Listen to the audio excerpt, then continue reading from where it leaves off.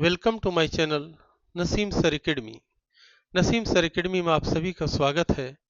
उम्मीद करता हूं आप सभी लोग अच्छे होंगे और स्वस्थ होंगे। चलिए मेरे प्यारे बच्चों, आज हम लोग बिहार बोर्ड मैट्रिक परीक्षा के लिए मैथमेटिक्स का ऑब्जेक्टिव क्वेश्चन सॉल्व करने जा रहे हैं, जो परीक्षा की दृष्टि से काफी महत्वपूर्ण है और ये सब प्रश्न परीक्षा में बार बार पूछा जाता है।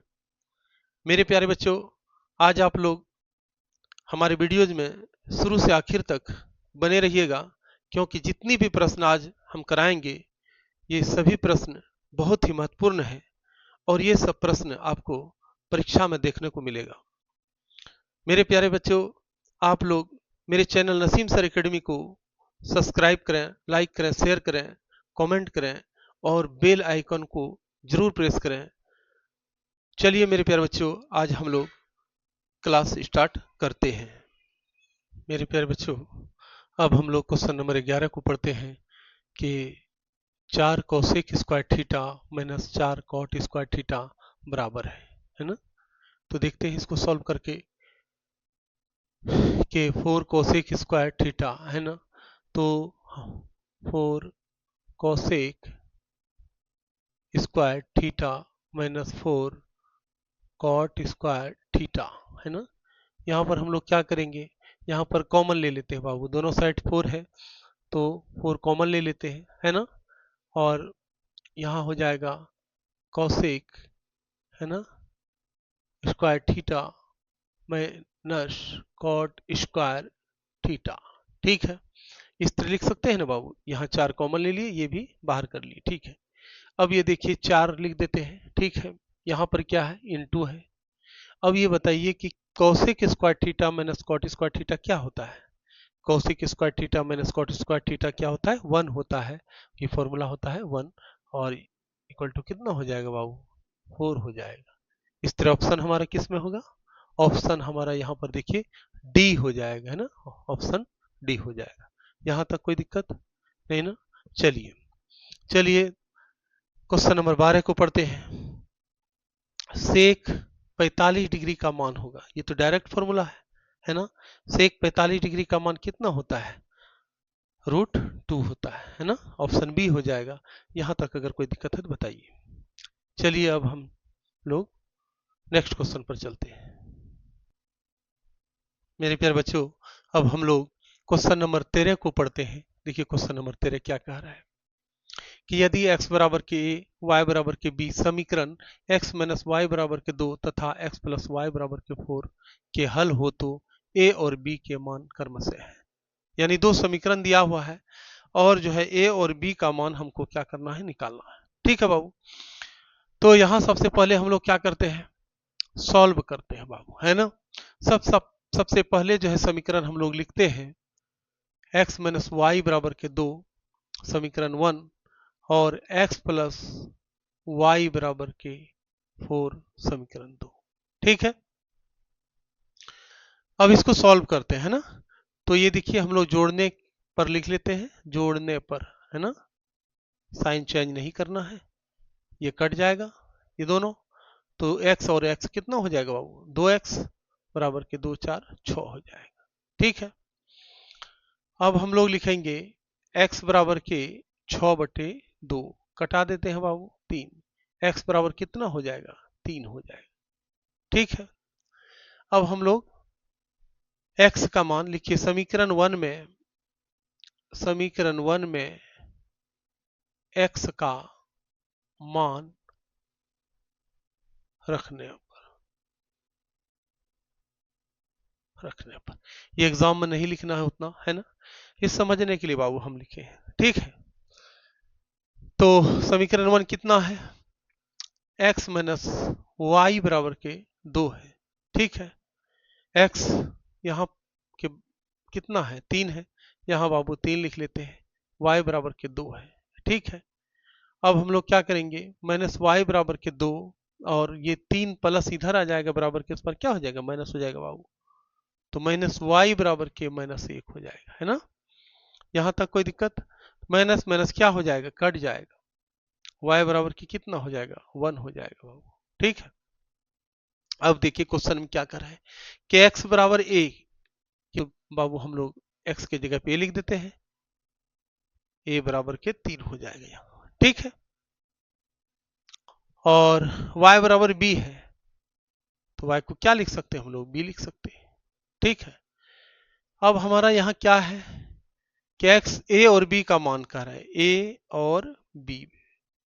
a के जगह पे कितना लिख दें हम लोग, 3, और b के जगह पे 1। 3 और 1, 3 और 1 ऑप्शन में कहां पर है भाई, सी में है, ऑप्शन सी हो जाएगा। यहां तक अगर कोई दिक्कत है तो बताइए, ठीक है। अब हम लोग क्वेश्चन नंबर 14 को देखते हैं, क्या कह रहा है कि कौसेक है ना 44 डिग्री बटा सेक 46 डिग्री का मान है ना। इसको सॉल्व करते हो। कौसेक 44 डिग्री को क्या लिख सकते हैं हम लोग, है ना, इसको इन दोनों में, लेकिन एक ठो को चेंज करना पड़ेगा आपको, कोई भी चेंज कर लो, या नीचे वाला कर लो या ऊपर वाला कर लो।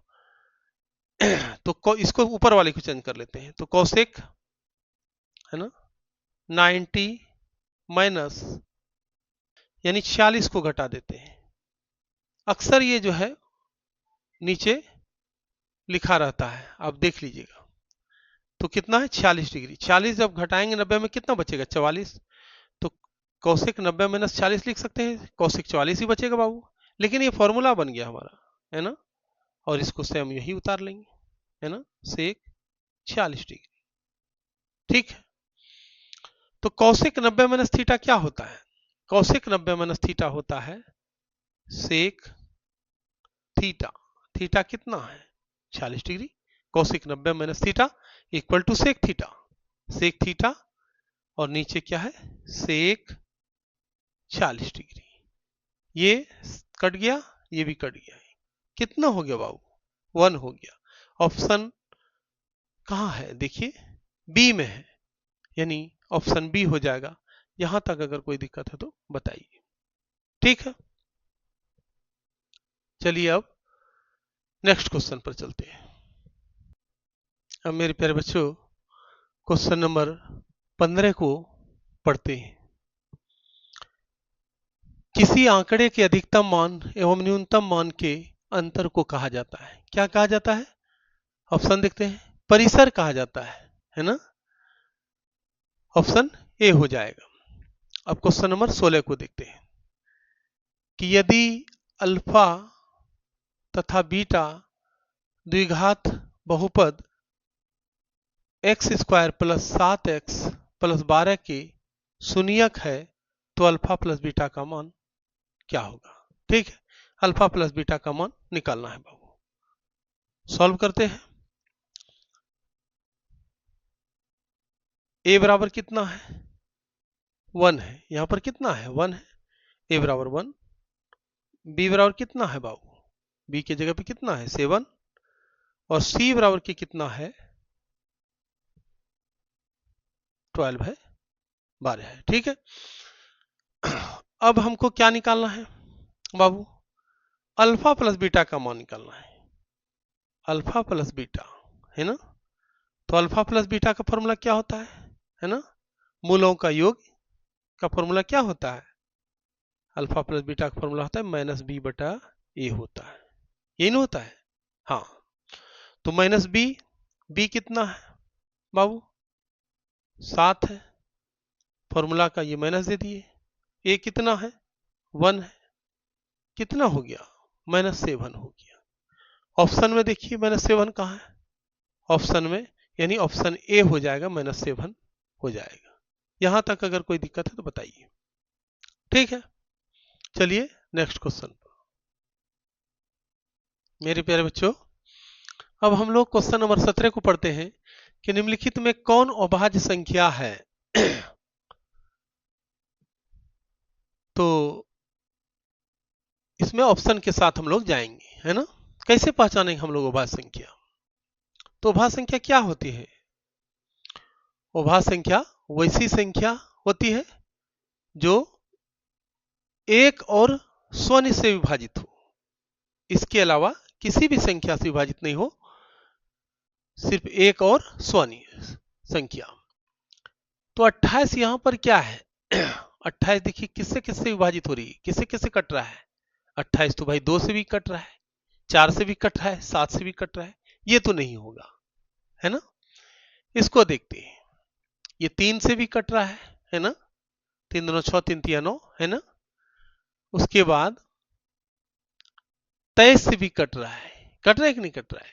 23 तिया 69, है ना, और खुद 69 से कट रहा है, एक से तो कट ही रहा है, ये भी नहीं होगा। अब इसको देखते हैं ऑप्शन सी को। ऑप्शन सी जो है किसी भी संख्या से नहीं कट रहा है, सिर्फ एक से और स्वनिय संख्या से, है ना, 71 से। तो ऑप्शन सी हो जाएगा यहाँ।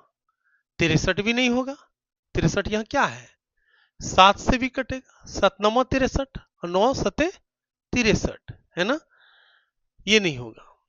तो ऑप्शन सी हो जाएगा। इस तरह हम लोग पहचान लेंगे, ठीक है। अब देखिए क्वेश्चन नंबर 18 को देखते हैं बाबू। क्वेश्चन नंबर 18 क्या कर रहा है? असंभव घटना की प्रायिकता होती है। असंभव घटना की प्रायिकता क्या होती है? हम लोग जानते हैं 0 होती है ना, ये हो जाएगा, ठीक है, ऑप्शन सी हो जाएगा। यहां तक अगर कोई दिक्कत है तो बताइए, ठीक है। अब नेक्स्ट क्वेश्चन पर चलते हैं मेरे प्यारे बच्चों। अब हम लोग क्वेश्चन नंबर 19 को पढ़ते हैं। वर्ग अंतराल इतना का वर्ग चिन्ह है ना। तो इसको सॉल्व करते हैं। तो वर्ग चिन्ह निकालना है। वर्ग चिन्ह क्या होता है वह फॉर्मूला? वर्ग चिन्ह बराबर के निम्न सीमा प्लस उच्च सीमा, है ना, बटा 2। हम लोग जानते हैं ये फॉर्मूला, है ना। तो उच्च निम्न सीमा कौन सा होगा? निम्न सीमा यहां पर जो है 130 है, ठीक है। और उच्च सीमा कितना होगा? बीच में प्लस है, फॉर्मूला प्लस लिख देते हैं। उच्च सीमा हमारा 150 हो जाएगा बाबू, ठीक है, और बटा 2 लिख देंगे। यहां तक कोई दिक्कत नहीं। इसको जोड़ देते हैं, 0 3 5 8 1 1 2 बटा 2, ठीक। इसके बाद इसको कटा देते हैं, 2 का 2 2 चौका 8 0, कितना हो जाएगा? 140 हो जाएगा। 140 ऑप्शन में देखो कहां पर है, 140 हमारा सी में है, ठीक है, कोई दिक्कत नहीं। अब हम लोग क्वेश्चन नंबर 20 को देखते हैं। क्वेश्चन नंबर 20 में क्या है? Sine 90 minus theta equal to क्या है? ये तो डायरेक्ट फॉर्मूला पूछ दिया है ना। साइन 90 माइनस थीटा क्या होता है? Sine 90 minus theta cos theta होता है। ऑप्शन ए हो जाएगा। कोई दिक्कत यहां तक? चलिए अब हम लोग नेक्स्ट क्वेश्चन पर चलते हैं। चलिए मेरे प्यारे बच्चों, अब हम लोग क्वेश्चन नंबर 21 को पढ़ते हैं। एक वृत्त का क्षेत्रफल 154 सेंटीमीटर स्क्वायर है, तो इसका व्यास क्या होगा? क्या पूछ रहा है? कह रहा है कि वृत्त का क्षेत्रफल दिया हुआ है और इसका व्यास निकालना है बाबू, है ना। तो वृत्त का क्षेत्रफल कितना दिया हुआ है? वृत्त का क्षेत्रफल बराबर के 154 सेंटीमीटर स्क्वायर, ठीक है।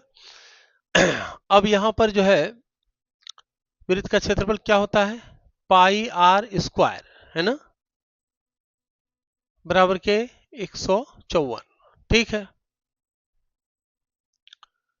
अब यहां पर देखिए पाई को कितना लिख सकते हैं? 22/7 गुना आर स्क्वायर बराबर के 154, ठीक है। ये इधर चला जाएगा तो क्या हो जाएगा? गुना हो जाएगा, है ना। तो इसको लिख सकते हैं 22 आर स्क्वायर बराबर के 154 गुना 7, यहां तक कोई दिक्कत नहीं ना। अब हम लोग निकालेंगे आर स्क्वायर बराबर के 154 गुना 7/22। ठीक है, इसको कटाते हैं बाबू। 11 दूना 22, 11 का 11, 11 चौके 44, 2 सते 14, है ना। तो आर स्क्वायर बराबर की क्या हो जाएगा, 7×7 = 49 हो जाएगा। ठीक है, तो आर बराबर क्या हो जाएगा, है ना, √49, है ना, लग जाएगा रूट। तो आर बराबर कितना हो जाएगा, 7 सेंटीमीटर। ठीक है, अच्छा क्या पूछ रहा है, पूछ रहा है इसका व्यास, ये तो त्रिज्या निकला है ना, व्यास पूछ रहा है बाबू। तो व्यास बराबर क्या होता है, व्यास यानी d इक्वल टू क्या है, 2r। तो d बराबर के 2r यानी 2 गुना r कितना 7 बराबर के 14 सेंटीमीटर। ये हमारा व्यास निकल गया बाबू। 14 सेंटीमीटर कहाँ है, ऑप्शन देखिए, देखिए ऑप्शन ए हो जाएगा इस प्रकार, है ना। यहां तक अगर कोई दिक्कत है तो बताइए। ठीक है, अब हम लोग क्वेश्चन नंबर 22 को पढ़ते हैं बाबू। क्वेश्चन नंबर 22 में क्या है कि एक सिक्के को एक बार उछाला जाता है तो शीर्ष आने की क्या प्रायिकता है ना, शीर्ष आने की क्या प्रायिकता है।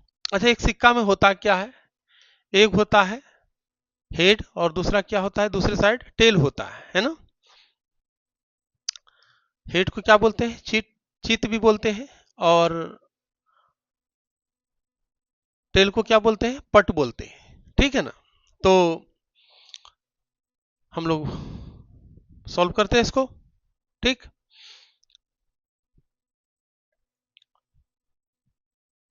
तो एक सिक्का को उछालेंगे तो क्या होगा बाबू, या तो हेड आएगा या टेल आएगा, है ना, यही दो आ सकता है। तो कुल संभव परिणामों की संख्या कितनी हो जाएगी, कुल संभव परिणामों की संख्या हो जाएगी, यानी नंबर ऑफ सिंपल स्पेस कितना हो जाएगा बाबू, नंबर ऑफ सिंपल स्पेस हो जाएगा कितना है, ये 1 और 2, यानी 2 हो जाएगा बाबू, है ना। अच्छा, ई के अनुकूल परिणामों की संख्या कितनी होगी, अगर एक बार उछालेंगे तो कितनी बार जो है शीर्ष आने की प्रायिकता होगा, शीर्ष कितनी बार है, एक बार है ना, हेड को बोलते हैं शीर्ष। ठीक है, ई के अनुकूल परिणामों की संख्या, है ना, एन ई बराबर के कितना हो जाएगा बाबू, 1।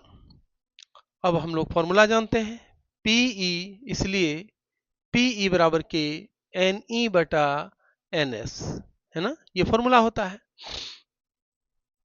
ठीक है, प्रायिकता का फॉर्मूला क्या होता है, ई के अनुकूल परिणामों की संख्या बटे कुल संभव परिणामों की संख्या, ये होती है। तो इसमें जो है हम लोग एन ई कितना है, 1 है, और एन एस कितना है, 2 है। इतना समझाने के लिए मैंने बताया, आप समझ गए होंगे, एग्जाम में बहुत जल्दी कर लेंगे। ऑप्शन कितना हो जाएगा बाबू, सी हो जाएगा। यहां तक अगर कोई दिक्कत है तो बताइए। ठीक है मेरे प्यारे बच्चों, अब हम लोग क्वेश्चन नंबर 23 को देखते हैं। क्वेश्चन नंबर 23 में क्या है, 15, 6, 16, 8, 22, 21, 9, 18, 25 की माध्यिका होगी, ये प्रश्न है, यानी माध्यिका निकालना है। तो माध्यिका निकालने के लिए हम लोग क्या करेंगे, सबसे पहले कि बढ़ते क्रम में संख्या को लिख लेते हैं बाबू, बढ़ते क्रम में सजा लेते हैं, बढ़ते क्रम में सजाना है। ठीक है, तो बढ़ते क्रम में सजाते हैं, है ना। सबसे पहले जो है छोटी संख्या इसमें देखते हैं कौन सी है ना। तो सबसे छोटी संख्या कितना, 6 है। ठीक है, उसके बाद कौन सा है छोटी के बाद, 8 है। ठीक है, उसके बाद कौन है, 9 है ना। उसके बाद कौन सी है, उसके बाद जो है 15 है ना। 15 के बाद कौन है, 16 है ना, 16 है। ठीक है, उसके बाद 16 के बाद है 18, यहां पर है। 18 के बाद 21 है ना, फिर कितना 22, 21 और 22 और कितना 25। अच्छा, अब हम लोग देख लेंगे कि कोई इसमें छूटा तो नहीं है, इसको गिनती कर लेते हैं। 1 2 3 4 5 6 7 8 9 है ना, इसमें गिनती करते 1 2 3 4 5 6 7 8 9, यानी सारी संख्या हम लोग लिख चुके हैं। तो देखिए क्या करेंगे इसमें माध्यिका निकालने के लिए कि ये 9 संख्या है, 1 2 3 4 5 6 7 8 9, यानी विषम संख्या है ना। तो विषम संख्या अगर रहे तो हम लोग क्या करेंगे बाबू, 4 इधर ले लेते हैं और 4 इधर ले लेते हैं। बीच में जो संख्या होती है वो क्या हो जाता है, माध्यिका हो जाती है ना। तो माध्यिका इक्वल टू कितना हो जाएगा यहाँ, है ना, 16 हो जाएगा। ये तो विषम संख्या के लिए हुआ। और यदि सम संख्या होती तो सम संख्या के लिए क्या होता, एक और संख्या मान लीजिए यहाँ 26 ले लेते हैं, ठीक है, तो 10 हो जाता। 10 में क्या करते, दोनों बराबर 5 5 हो जाता, 5 इधर 5 इधर। तो उसमें भी क्या करते कि अगर 10 हो जाता, यहाँ कोई संख्या 26 होता तो 5 5 हो जाता। तो 5 5 लेकर के नहीं बल्कि 4 4 करके ले लेते, और दो जो संख्या यहाँ होता है ना 16 और 18, इन दोनों को जोड़ कर करके 2 से भाग देते, है ना। उस तरह हम लोग सम संख्या के लिए निकाल देंगे। तो माध्यिका 16 कहाँ है भाई, ऑप्शन किस में है, ऑप्शन ए हो जाएगा। यहां तक अगर कोई दिक्कत है तो बताइए। ठीक है, अब क्वेश्चन नंबर 24 को पढ़ते हैं। क्वेश्चन नंबर 24 में क्या कह रहा है कि एक निश्चित घटना की प्रायिकता है। तो निश्चित घटना की प्रायिकता क्या होती है, निश्चित घटना की प्रायिकता होती है 1 होती है ना। प्रायिकता, निश्चित घटना की प्रायिकता क्या होती है, 1 होती है। और असंभव घटना की प्रायिकता क्या होती है, 0 होती है। ये दोनों में कोई एक आ जाता है, इसको याद रखेंगे। ठीक है, अब हम लोग नेक्स्ट प्रश्न पर चलते हैं। चलिए मेरे प्यारे बच्चों, अब हम लोग क्वेश्चन नंबर 25 को देखते हैं। 25 में क्या कह रहा है, कह रहा है इतना का बहुलक क्या होगा, है ना। ये आंकड़ा दिया हुआ है, इसका बहुलक पूछ रहा है ना। तो बहुलक को निकालने के लिए क्या करेंगे हम लोग, सबसे पहले हम देखेंगे कि कौन सी संख्या सबसे अधिक है।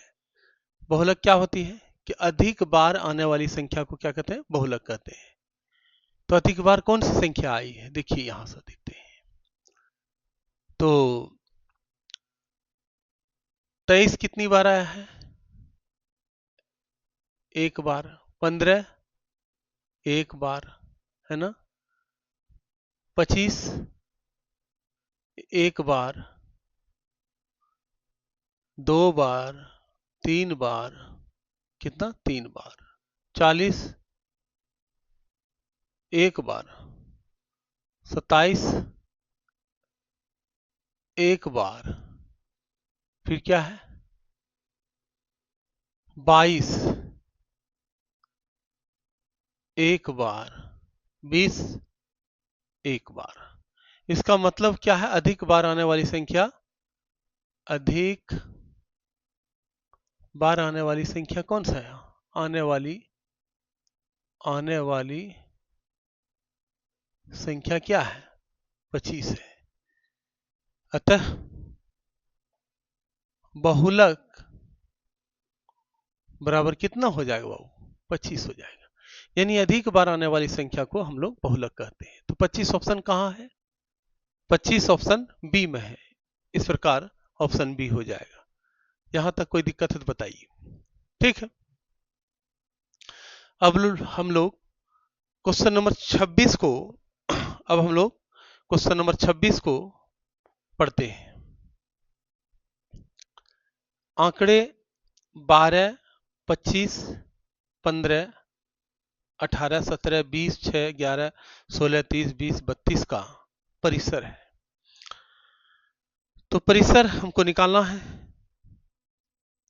तो परिसर का फॉर्मूला क्या होता है बाबू? सबसे बड़ी संख्या, है ना, सबसे बड़ी संख्या, है ना, माइनस सबसे छोटी संख्या, छोटी संख्या, यही तो होता है परिसर, है ना। ठीक, तो सबसे बड़ी संख्या पहले हम लोग देख लेते हैं, है ना। सबसे बड़ी संख्या कौन है? 30, 20, 32 है। कितना है बाबू? 32। और सबसे छोटी संख्या इसमें कौन सा है? सबसे छोटी संख्या हमारा ये 6 है। 6 और 32, यहां पर 6 लिख देंगे बाबू। कितना हो जाएगा 32 में 6? 12 में 6, 6, है ना। और यहां पर कितना बचा? 2, 26 हो जाएगा। 32 में 6 चला गया, कितना बचा? 26 बचा। तो 26 ऑप्शन में कहां पर है? ऑप्शन सी हो जाएगा। यहां तक अगर कोई दिक्कत है तो बताइए। ठीक है मेरे प्यारे बच्चों, उम्मीद करता हूं आप लोगों को मेरा वीडियोज अच्छा लगा होगा, बहुत अच्छी तरह से समझ में आया होगा।